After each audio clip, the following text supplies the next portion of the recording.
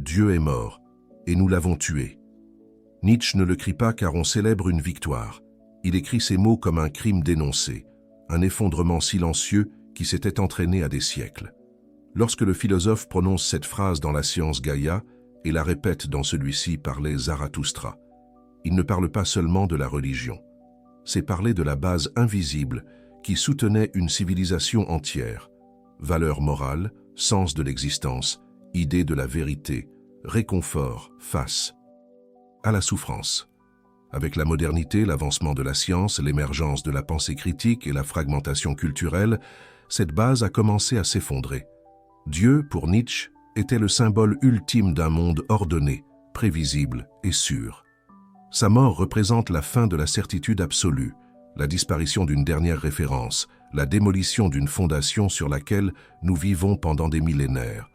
Mais le problème n'est pas seulement l'absence de Dieu, c'est ce qui vient. Ensuite, Nietzsche écrit « Qu'avons-nous fait lorsque nous avons laissé sortir la terre de votre soleil? Où bouge-t-il maintenant? Où bougeons-nous? La mort de Dieu n'est pas la fin, c'est le début de l'abîme. Un abîme qui s'ouvre dans la culture, la philosophie et l'âme. Et que reste-t-il maintenant? Une question faisant écho dans le vide. Si Dieu est mort, qui soutiendra le monde maintenant? La mort de Dieu n'était pas seulement la disparition d'une croyance.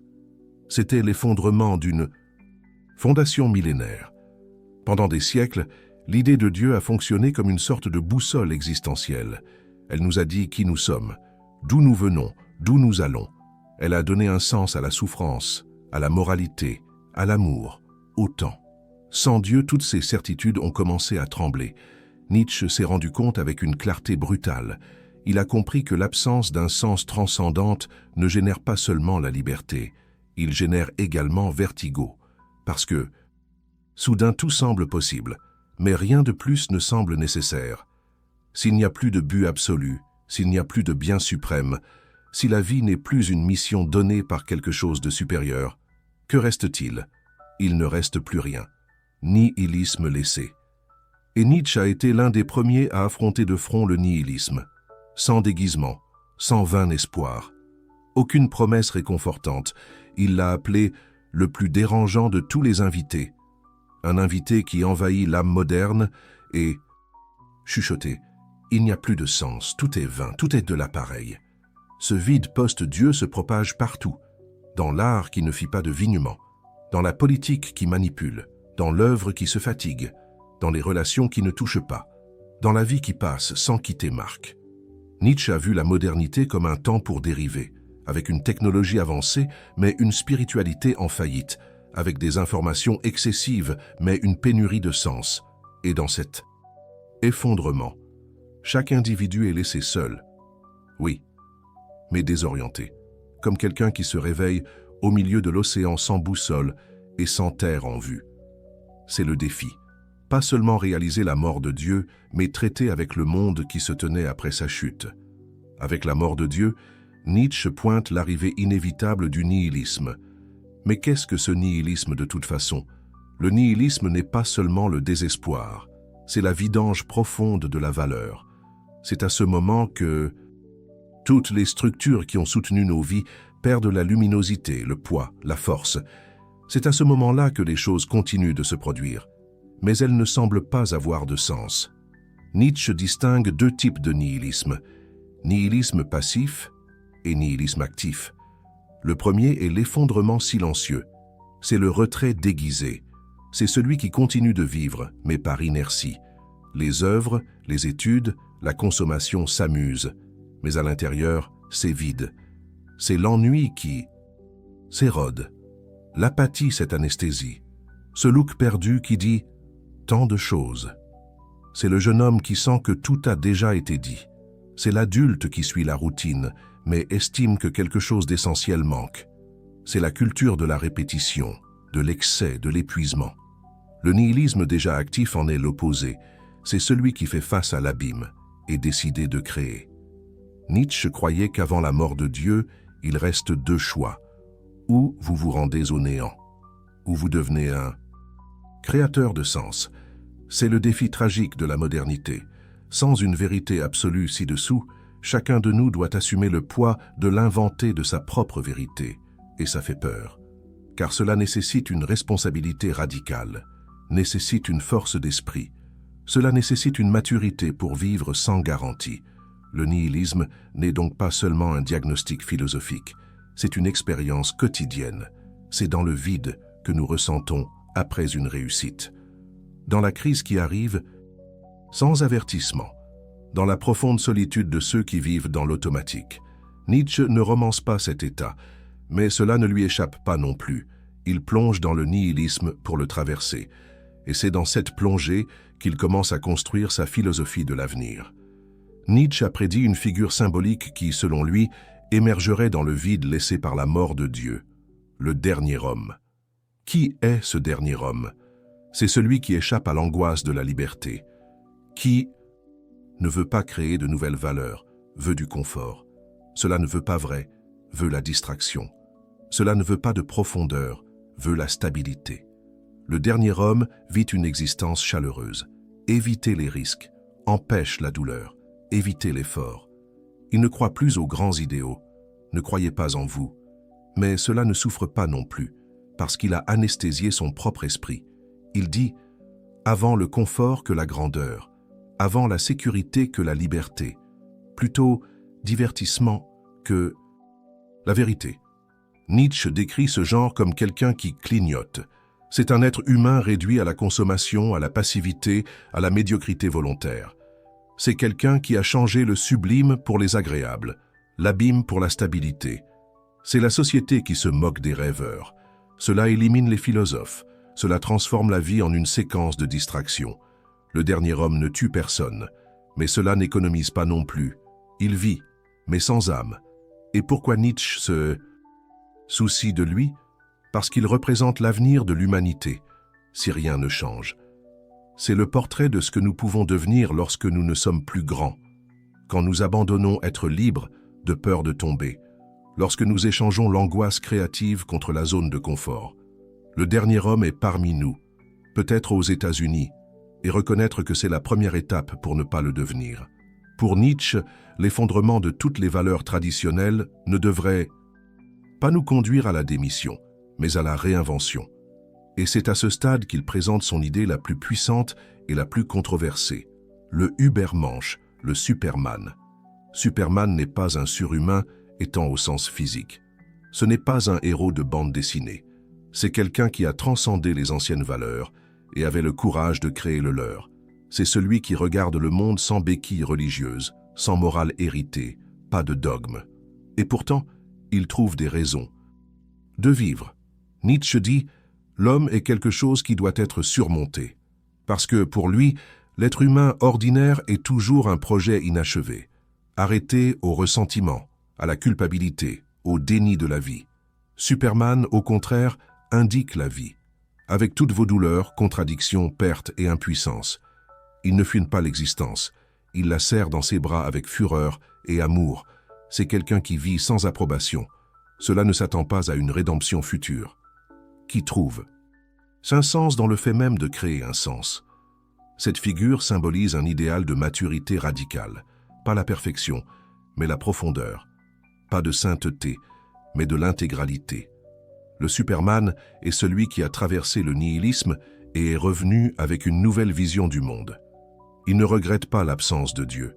Il le transforme en espace pour la liberté, pour la création, pour devenir qui vous êtes. Mais Nietzsche savait, ce n'est pas une tâche pour tout le monde. C'est un chemin solitaire. Nécessite une force intérieure. Cela nécessite de tomber et d'élever plusieurs fois. Et surtout, cela nécessite que le courage de ne pas anesthésier devant l'abîme. Le Superman n'est pas une destination, c'est une tension, une lutte continue pour ne pas se rendre à la médiocrité, même lorsque tout autour demande de la conformité. Sans Dieu, sans morale absolue, pas de vérité garantie. Qu'avons-nous? Nietzsche répond avec une idée centrale de sa philosophie, la volonté du pouvoir. Mais qu'est-ce que c'est? Ce n'est pas le siège du pouvoir au sens politique. Ce n'est pas une domination sur les autres. C'est quelque chose de plus profond, plus intime. C'est la force créative qui habite tous les êtres vivants. c'est l'impulsion de la croissance, de la transformation, de s'affirmant face au chaos. Le désir de pouvoir est l'opposé de la démission. C'est le cri qui dit « Même si le monde n'est pas significatif, j'aurai du sens ». C'est cette force qui pousse l'artiste à créer, le penseur à remettre en question, l'individu transformant la douleur en beauté. Nietzsche croyait que la grandeur humaine ne consiste pas à accepter les ordres, mais en créant des valeurs, à ne pas réduire la victime, ne pas blâmer le monde ou le passé, mais assumer la responsabilité de sculpter sa propre destination. C'est pourquoi il méprisait le ressentiment. Le ressentiment ne crée pas, il accuse. Le ressentiment s'accroche à la morale de la faiblesse, espère que l'autre échouerait, des vies, piégées dans le passé, en espérant que le monde sera juste. Mais l'homme de la volonté du pouvoir ne s'attend pas. Il agit. Il construit un oui à la vie, même quand tout ce qui se trouve semble dire non.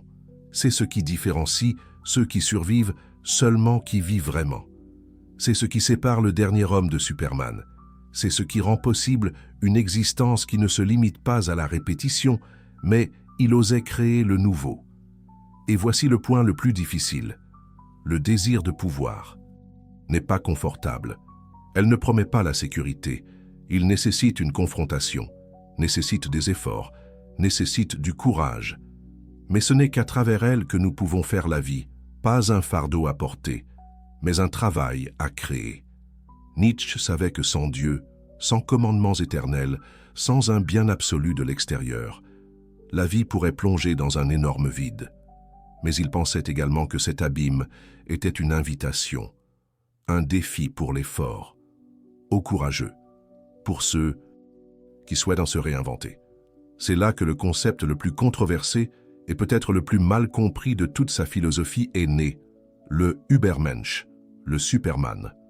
Ce n'est pas un être supérieur au sens biologique ou un héros de bande dessinée. Nietzsche ne parlait pas de force physique mais de force spirituelle. Le Superman est celui qui dépasse l'homme actuel, celui qui n'a pas besoin de vérité, ni les récompenses célestes pour faire le bien. Il crée sa propre morale, leur propre valeur. Il n'a pas besoin de l'approbation de la société, ni se penche à la morale du troupeau. Mais cela a un prix. Il est seul, profondément seul, parce qu'être libre, réel, est également exclu. Il marche là où personne ne marche. Pensez à ce que personne ne pense. Et ressentez ce que personne n'a le courage de ressentir. Nietzsche a déclaré que la plupart des gens, ne voulant pas de liberté, veulent la sécurité. Il veut un monde prévisible, avec des règles claires et des promesses éternelles. Mais Superman veut le risque, veut le chaos, veut que le poids de la responsabilité existe sans excuse.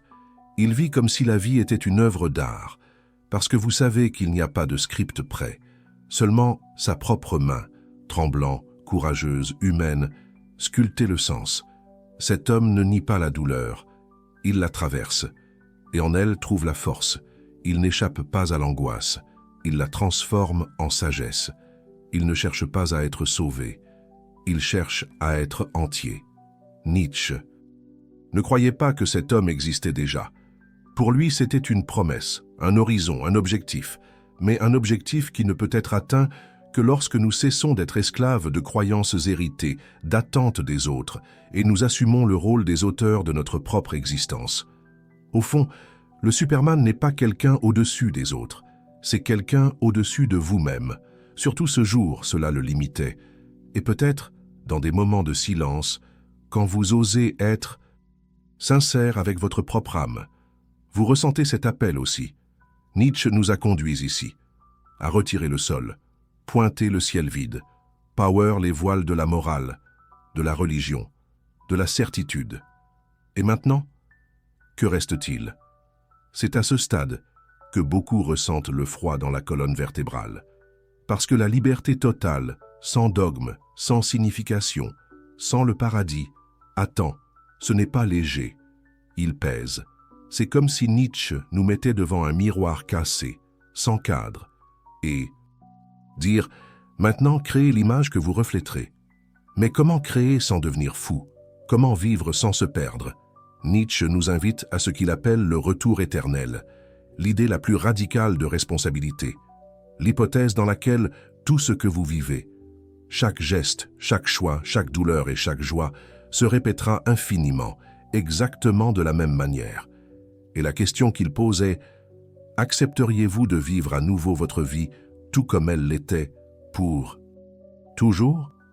Sinon, quelque chose doit changer. Ceci est le critère. C'est le souverain. Vivre pour que vous voudriez revivre, non seulement soutient, mais embrasse chaque instant, sans regret et honté, avec le courage de ceux qui affirment leur propre existence, même avec toutes ses imperfections. Nietzsche n'offre pas de confort. Il offre du feu, le feu de la création, la chaleur d'une vie construite, non héritée. C'est la vraie révolution. Supposons la liberté pas comme un cadeau, mais comme un fardeau qui nous oblige à grandir. Vous n'êtes plus lié au dogme.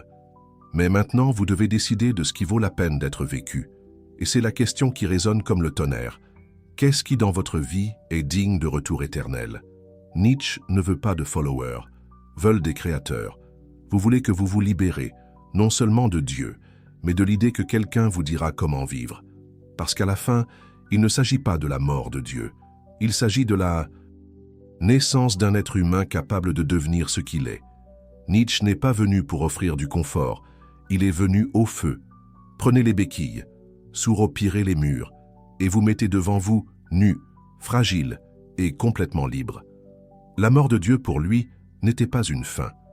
Ce fut le début de quelque chose de beaucoup plus exigeant. La naissance de l'humain qui crée des valeurs, qui ne se répète pas, qui ne vit pas par réflexion, mais par décision. Et cette décision, c'est à vous. Il n'y a pas de manuel, il n'y a pas de salut garanti. Il n'y a personne qui vous regarde d'en haut, seulement toi, ta conscience, et le monde, en attendant ce que vous allez en faire. C'est peut-être pourquoi Nietzsche était si mal compris, parce qu'il est plus facile de détester ceux qui pointent l'abîme que d'affronter ce qu'ils révèlent. Mais si tu es là, c'est parce qu'une partie de vous veut savoir, veulent comprendre, veulent grandir. Il veut devenir qui il est, même si cela nécessite de traverser le désert. Et en fin de compte, c'est peut-être la plus grande provocation de Nietzsche. N'acceptez pas un monde prêt, mais construisez un monde possible. Ne vivez pas dans la peur de l'absence de sens, mais vivre pour que la vie elle-même devienne un cri d'affirmation. Si cette vidéo vous a été confrontée, vous a secoué ou vous a apporté la clarté, partagez avec ceux qui ont également besoin de cette réflexion. Laissez ici dans les commentaires, vous sentez que vous créez votre propre chemin. Ou êtes-vous coincé dans la façon dont vous vous avez donné? Comme la vidéo, abonnez-vous à la chaîne. Nous nous voyons dans le prochain épisode. Jusque-là, vivre pas comme qui répète, mais comme le monde redémarre.